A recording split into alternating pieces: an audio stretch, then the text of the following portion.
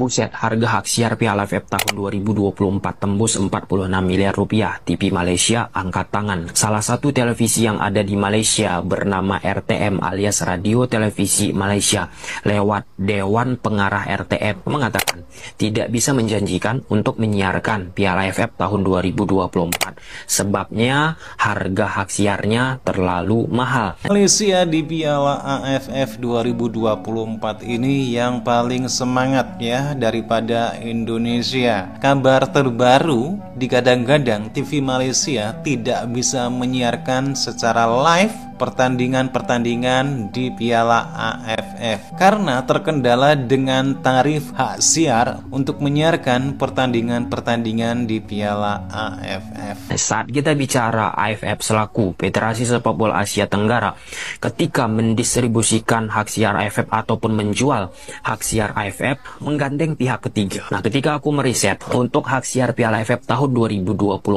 AFF juga menggandeng Sport 5 Company untuk mendistribusikan hak siar turnamen Piala AFF.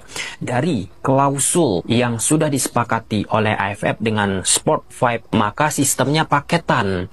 Nggak bisa hanya Piala AFF seperti yang diminta oleh RTM tadi. Apa saja event olahraga yang lainnya? Yang cuma pertama satu, tentu Piala sudah ada AFF Piala AFF atau sebutannya ASEAN Mitsubishi Electric Cup 2024. Nah, turnamen yang lain yang harus dibeli juga otomatis teman-teman, kejuaraan klub ASEAN atau ASEAN Club Championship Shopee Cup tahun 2024-2025 dan 2025-2026.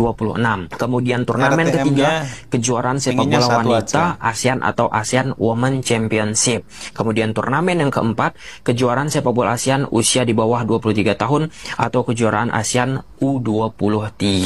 Nah, jadi ini sudah sistem paketan dan normal ya bagi AFF juga melakukan hal demikian jika hanya satu turnamen yang dijual dengan harga 46 miliar, tentu sangat amat luar biasa. Karena turnamen ini kan hanya beberapa pertandingan dan glamornya pun nggak begitu luar biasa, terkhusus ya, apalagi timnas Indonesia kita pun ya menurunkan pemain yang rata-rata banyak pemain muda. Negara-negara lain pun secara perkembangan iklim sepak bola sedang struggle juga.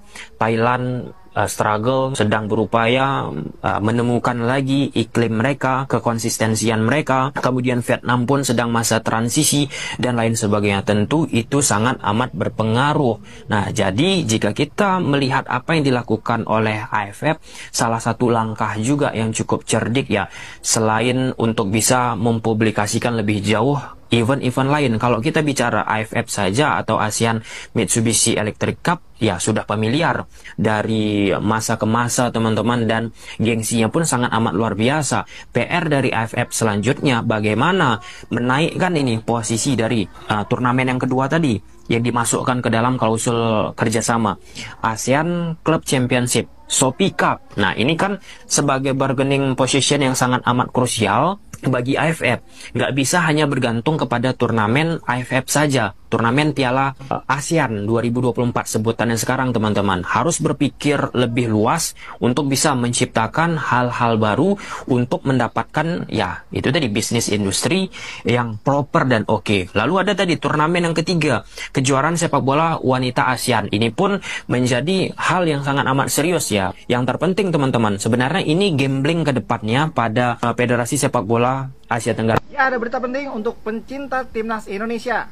Buat kalian yang suka nonton pertandingan timnas Indonesia, PSSI mengumumkan kerjasama dengan MNC Group, dalam hal ini RCTI, untuk menayangkan semua pertandingan timnas Indonesia di tahun 2024. Hal ini termasuk kualifikasi Piala Dunia pada bulan Maret dan bulan Juni, kemudian Piala Asia U23 pada bulan April, dan rencananya Piala AFF pada akhir tahun sekitar bulan Desember 2024. Jadi buat yang nonton di TV, sudah pasti siapkan STB kalian atau TV digital kalian untuk menangkap siaran RCTI. Dan untuk yang menggunakan handphone atau tablet bisa mengakses visionplus.id.